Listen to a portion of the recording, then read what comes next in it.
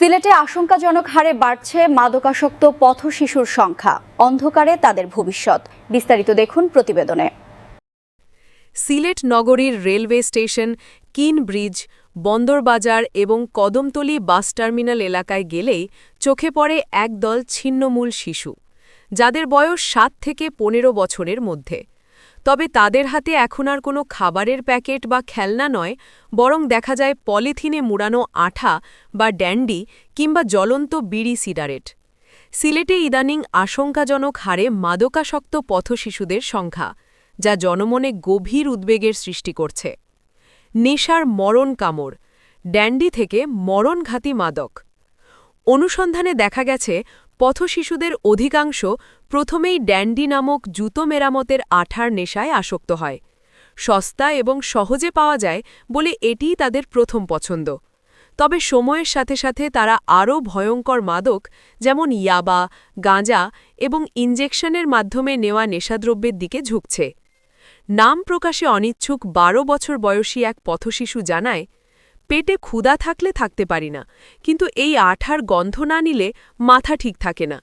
এটা টানলে হুম আসে আর ক্ষুধার কথা মনে থাকে না। সমাজকর্মীরা বলছেন, পারিবারিক বিচ্ছেদ, দারিদ্র্য এবং অভিভাবকদের সঠিক তদারকির অভাবেই শিশুরা পথে নামছে। সিলেট নগরীর বেশ কিছু পয়েন্টের মাদক ব্যবসায়ীরা এই শিশুদের মাদক বহন বা বিক্রির কাজেও ব্যবহার করছে। বিনিময়ে তাদের সামান্য টাকা বা মাদকের যোগান দেওয়া হয়। মাদক সিন্ডিকেটগুলো এই শিশুদের সেফগার্ড হিসাবে ব্যবহার করছে। পথশিশুরা নেশার টাকা জোগাড় করতে গিয়ে জড়িয়ে পড়ছে নানা অপরাধমূলক কর্মকাণ্ডে। ছিনতাই, পকেটমার এবং ছোটখাটো চুরির মতো ঘটনায় এসব শিশুদের ব্যবহার করা হচ্ছে। এতে করে সিলেট নগরের আইন শৃঙ্খলা পরিস্থিতি ও সামাজিক নিরাপত্তা বিঘ্নিত হচ্ছে। সিলেটের বিশিষ্ট সমাজসেবক ও চিকিৎসকদের মতে, কেবল পুলিশি অভিযান দিয়ে এই সমস্যার সমাধান সম্ভব নয়। তাদের মতে, মাদকাসক্ত শিশুদের অপরাধী হিসাবে না দেখে রোগী হিসাবে দেখা উচিত।